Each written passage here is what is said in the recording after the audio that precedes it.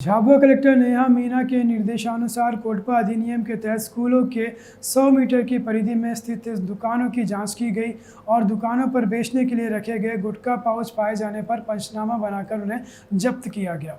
साथ ही भविष्य में गुटखा व अन्य नशीले पदार्थ बेचने से बचने के निर्देश भी दुकानदारों को दिए गए।